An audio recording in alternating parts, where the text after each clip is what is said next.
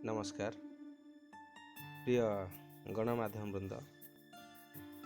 परक्रिया प्रीति धरा पड़िया भय निज छुआ को हत्या, प्रेम पाई घर लोक हत्या, बापार झील सह दुष्कर्म एसबू सहजरे विश्वास हो नथिले भी कौन घटी न थाए, एसबू घटी थाए। परी केस भी यही भली अविश्वसनीय घटना प्रामाणिक तथ्य आधार घटी बोली जना पड़ुछि।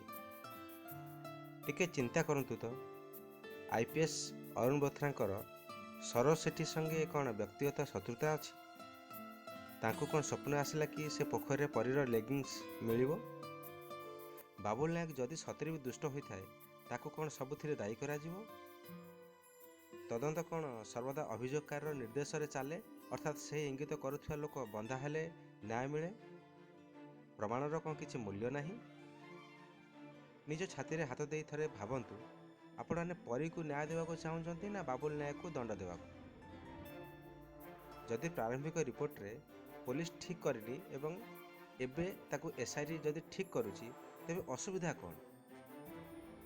एमिति लगुच जमी बाबुल नायक को बांधिले आउ अरुण साहू इस्तीफा देले परी को न्याय मिल।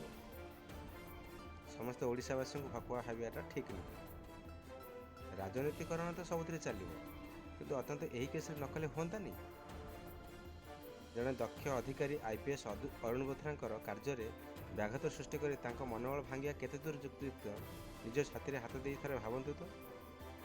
राति दिन एक करी काम करने सत्वे न्यूज रूम में बसी आंगुली उठे निरुत्साहित करवाटा कौन ठीक?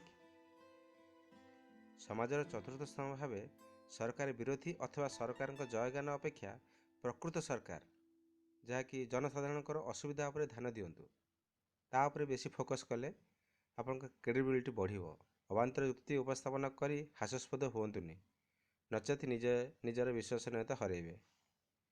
जगन्नाथ आपण सद्बुद्धि दियंतु। जय जगन्नाथ।